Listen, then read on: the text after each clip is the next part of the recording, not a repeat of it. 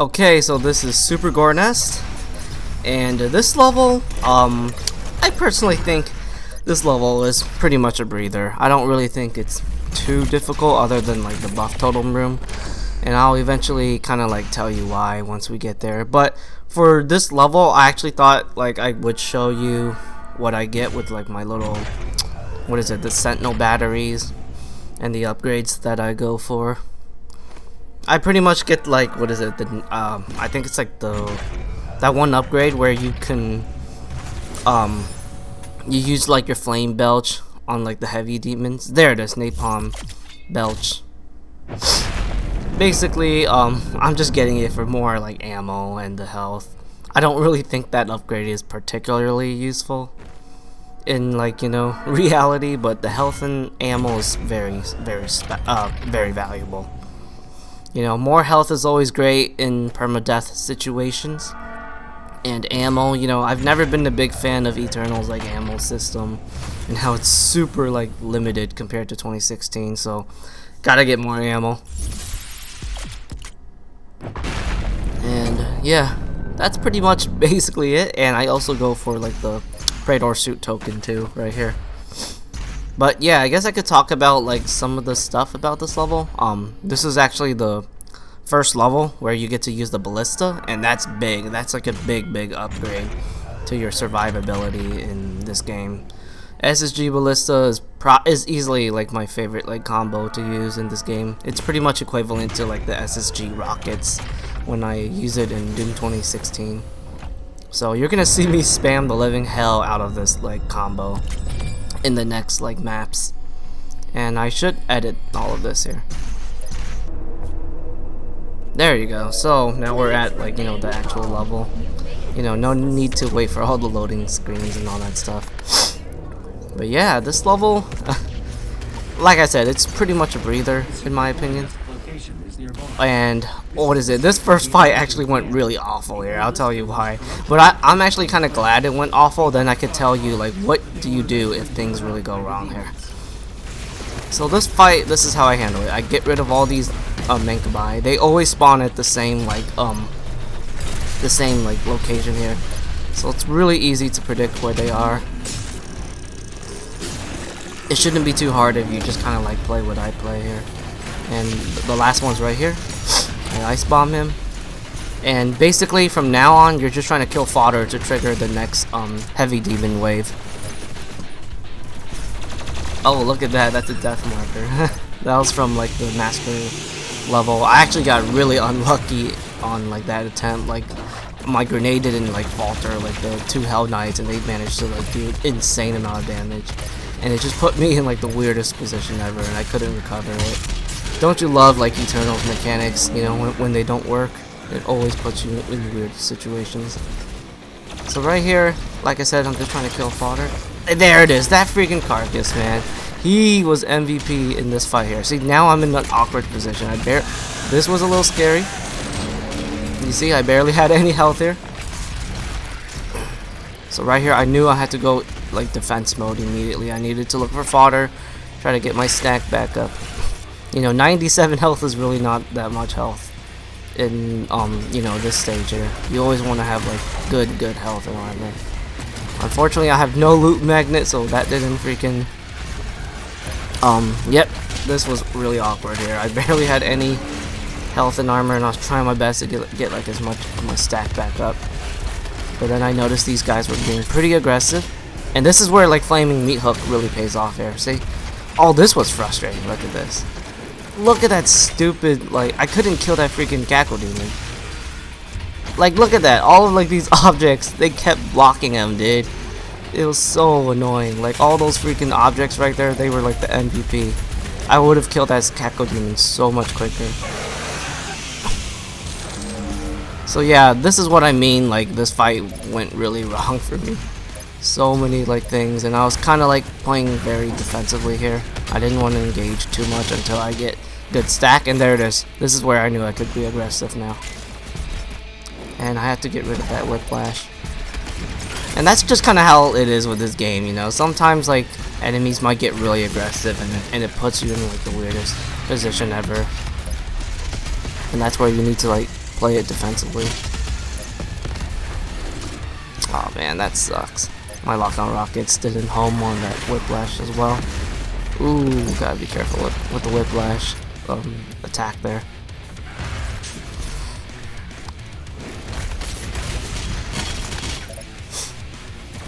So I'm just trying to kind of like farming my armor by like flame belching, and then I wait a little bit and then I go for the flaming meat hook kill. And I use remote detonation on this guy. You know, blood punch is horribly inconsistent on Ultra Nightmare. It's just not worth it. You know, I only use it once I get like the chain shield, where the chain shield is kind of like your #1 protection when blood punch doesn't work. So yeah, the first fight didn't really go too smoothly here, but I'm still alive, still got my saving throw, so there's that. So this next fight, it's very simple. If you do what I do here, like I have like a really good strategy that will pretty much never make this next fight like as stressful as it could be. But I generally get my Arbalist first here. I personally prefer Arbalist like over Destroyer Blade when it comes to like the fresh start campaign experience. I do think like the Destroyer Blade does get better once you master it, like that whole like mechanic where you could like release it earlier, like that's definitely nice. And oh yeah, I think I was trying to upgrade something here. Oh yeah, I didn't have 5. So this Arachnotron always like spawns here, and you want to get rid of it. And once you get rid of it, just pretty much camp here and just wait for that Dread Knight to come. And I'm actually using my plasma gun here to charge up the heat blast for the Buff Totem encounter. It's very important to have like at least 2 of like your heat blast pip, you know, ready, because the next encounter is by far the most stressful encounter. And I will say this, in this video I actually got lucky, like I managed to have really good RNG for the Buff Totem encounter, but I'm telling you, it's very awkward. Like there's so many things that can totally go wrong in that encounter. And I'm just kind of getting ready here, and this is what I do here. So I want to make sure I have complete stacked rockets, and I use remote detonation for this part here. Drop down, remote det those 2 zombies, and the heat blast is basically to counter like counter like any really aggressive gargoyle or the shield guys. I got really unlucky here. Yeah, look at that. I freeze the Prowler, but he kind of like, you know, disappeared, so I know he's still alive. This was scary. Yep, that freaking carcass, he literally just spawned on me. And what is it? Buff Totem carcass, their melee attacks do insane amount of damage, especially when you only have like 75 worth of HP. But yeah, see, this actually went really well. I didn't take any damage, but I'm telling you, sometimes you could totally take massive amount of damage here, and you're gonna have to be like really prepared for it. It's really a random encounter. Like sometimes like, you know, I make it look easy like what I just did there, but sometimes I won't. And this, what is it? From there, I think everything's kind of a breeze through from here. Although the next big encounter, I guess it can be a little stressful at times, but I do got like a good strategy here that kind of like make it not so scary. Like this, what is it? The next fight used to be like one of the hardest fights when I first played the game on Nightmare difficulty. But the more I kind of like strategize and learned how to play the game better, I found out, what is it? That outside encounter isn't really as scary compared to the Buff Totem encounter. The Buff Totem encounter is way scarier in the long run. Especially there's like so many stuff that can go wrong, like when the AI gets too aggressive. And I think I got Dazed and Confused here. Just in case like my saving throw gets burned, I'll switch it to Dazed and Confused. I think it's a great rune. So, yep, all these, I always go for that Mancubus and get rid of them, and then I pretty much go to like the quad damage area, mainly because I want top control. You know, very good positioning, and also, what is it? You just have like a good angle of like every demon, pretty much. And from here, Arachnotrons are pretty much obsolete. You know, SSG Ballista, lock-on rockets, what is it? You could also do like Ballista, micro missiles. Like, they're pretty much trash. They're no longer a threat compared to like the Incubus. Yeah, I'm rocking the freaking micro missiles here, you know? Showing the true potential of micro missiles, because I prefer micro missiles over the precision bolt. Micro missiles are great. Dread Knight, not too scary if you use the lock-on rockets. Oh, this was funny here. This was so funny here. I get trolled right here a bit. Look at that, micro missiles with quad damage. Insane. Look at that. My Arbalest missed by like a couple of inches by that freaking Cackle Demon. I was so upset. Because what is it? Like that first Cackle Demon I had in like the first arena. That trolled me, and now I get trolled again. Yeah, Super Gore was being kind of stupid to me while I was recording for this walkthrough. Carcass, you know, they can be pretty annoying here at times. And my god, what is it, on the master levels, when you, like, when you fight, like, those 4 tyrants, those respawning carcasses, they are so tedious at times. I'll eventually kind of do, like, a master level walkthrough with commentary, just to show you how to properly beat that, and definitely, like, you know, secure yourself in getting, like, that gold shotgun. The master level, what is it, Super Gore, I absolutely love it. It's definitely my favorite one. And it's definitely more challenging than the base campaign. Unlike the Arc Complex, where I think like Arc Complex is actually... The master level Arc Complex is easier than the base campaign. But yeah, you know, I will do the master level Super Gore once I'm done with all like the standard campaign maps. So from here, I think there's really nothing that you should like worry about. Like everything from here is pretty much like a cakewalk. And you really, I think like, you know, you don't have to stress at all here. There's no like fights that really require like insane amount of concentration, like the Buff Totem one, or like most of the fights in the Cultist base. And I generally like to get ammo upgrade here. I get the ammo from the loot magnet. And I basically get loot magnet in like the mid game. That's where like I start to get stronger, and loot magnet really starts to shine around that stage. Reactivating the generator will destroy the nest. Oh my god, I didn't kill that carcass. That was pretty tedious. At least I got a lot of heat blast. Yeah, heat blast is really good against like Prowler. And you could also use it to like falter enemies and stuff. Like it's good against faltering pinkies. And then you could just go back and shoot his tail. So this fight, I generally like to like play it defensively here. You shouldn't like struggle with this Mancubus if you just take it slow. There it is, man. Micro missiles and Ballista. Pretty underrated combo.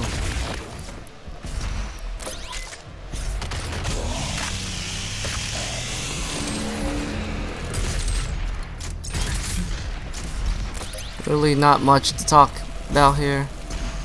Yeah, there's no like Cyber Demon here. This is not the master level. This room right here is actually a little bit scary in the master level. Because it's like cramped and there's like barely any fodder and all that stuff.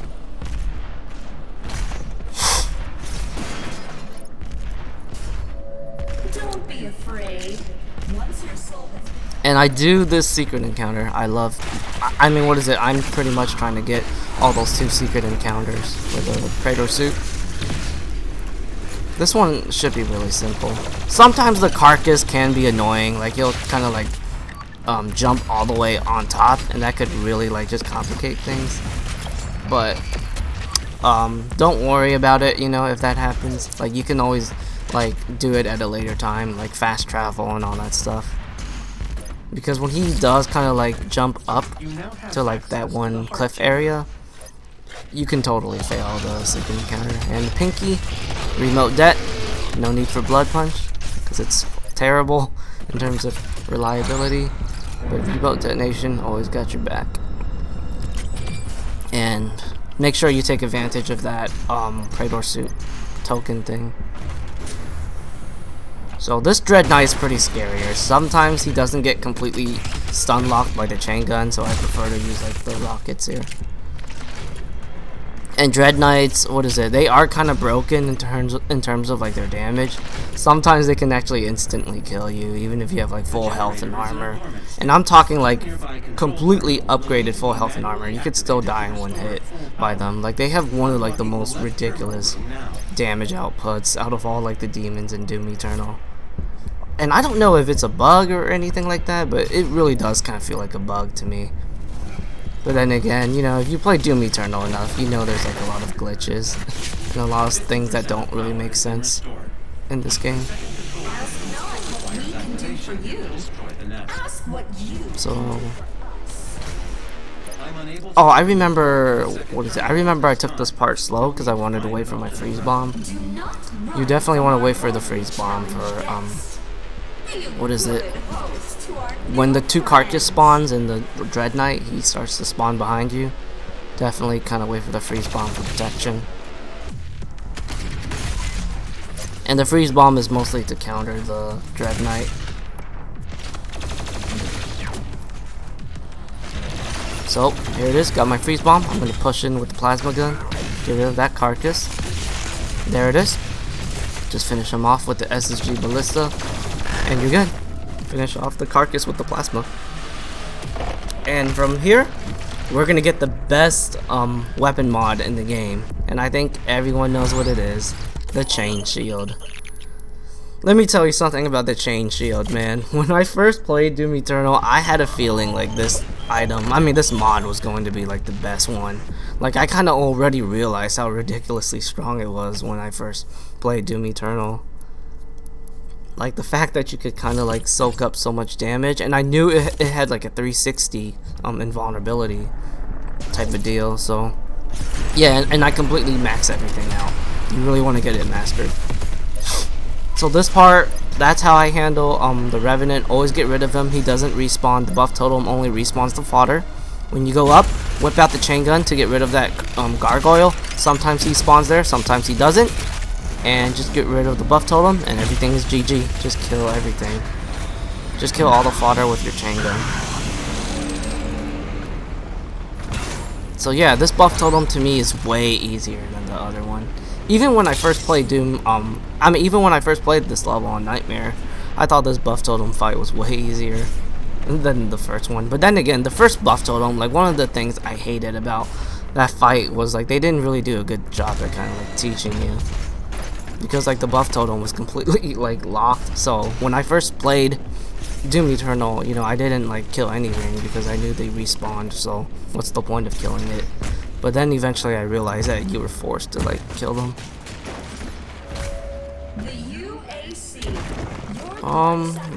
Oh yeah, this part, my god, in the master levels, this part is just like really scary here. But this part, like it's nothing, it's pretty chill. Yeah, pretty standard stuff here, nothing too special. You know, just kill the Pinky however you want, then lock on rockets the Dread Knight. That's it.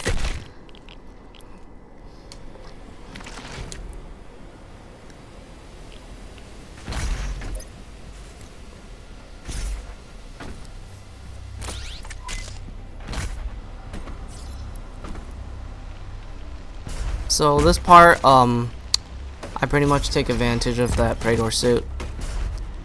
Definitely useful.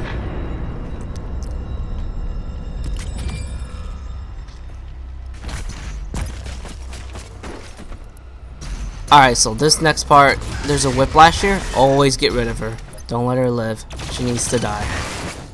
And I try to leave like one zombie alive for more ammo. Gotta keep that ammo up. And get the blue key. And you're good. You can pretty much proceed here.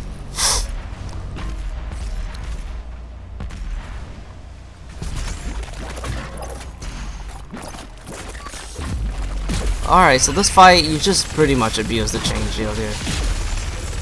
The tentacles are pretty annoying, but they're really not too bad if you kind of like know where they spawn here. If you just simply copy what I do there, you will never have to like worry about tentacles. Yeah, just use any like long range weapon here, but mostly the chain shield. And another thing is like I am going to be using like the chain shield a bit more in like the later levels to, you know, get the mastery. The mastery chain shield, like it's not really needed, but it's still good to have it. And this part, I pretty much know, like I always try to spawn kill that Arachnotron there, and then I just camp up in here, and the last Arachnotron will pretty much always come towards you. Yeah.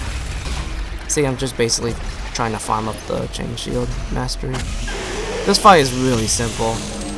You know, it's just 3 Arachnotrons and not like a bunch of, you know, waves of heavy demons and the 3 Archviles like in the master levels where, you know, I will eventually show you like how to handle that fight, because even though that fight it is like pretty scary, but it's actually kind of not in a way. So I'm just trying to go back and get all like the Predator suit token. Yeah, see, remote detonation. I really love remote detonation against pinkies, especially in like the base campaign, because like, you know, blood punch, it sucks, you know, it's not really consistent enough, and you only have like 1 blood punch too, so you gotta really make it count.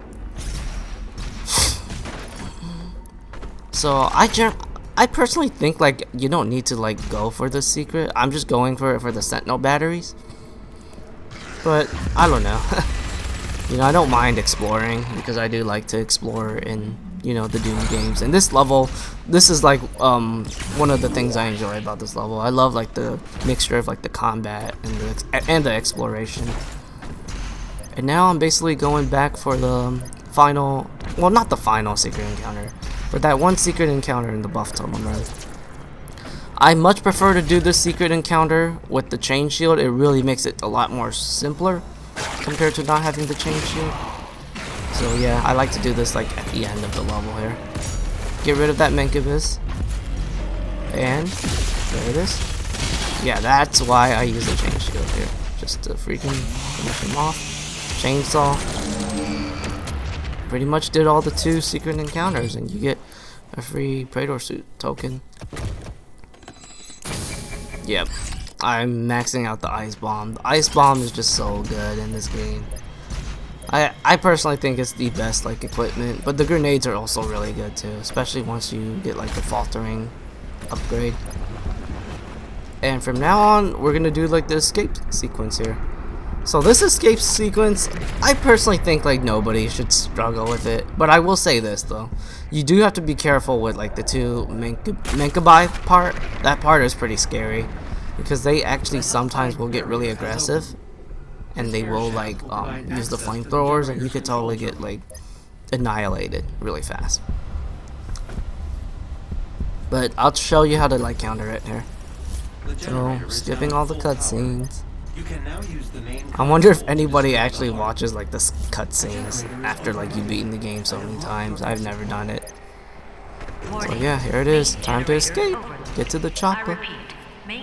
So this part, there's a bunch of tentacles. You could just use a shield and just, yeah, destroy them. I use plasma gun here to get rid of all of this stuff, because carcass. I should have not used the freeze bomb there in my opinion, but it's okay here. You know, I think it's better to save the freeze bomb for the 2 Menkabai, but you could also just use the shield, and there it is. You're fine. You could just use like the shield to protect yourself against all those Menkabai. And yeah, that's basically Super Gore Nest. Thank you for watching, and I'll see you guys in Art Complex.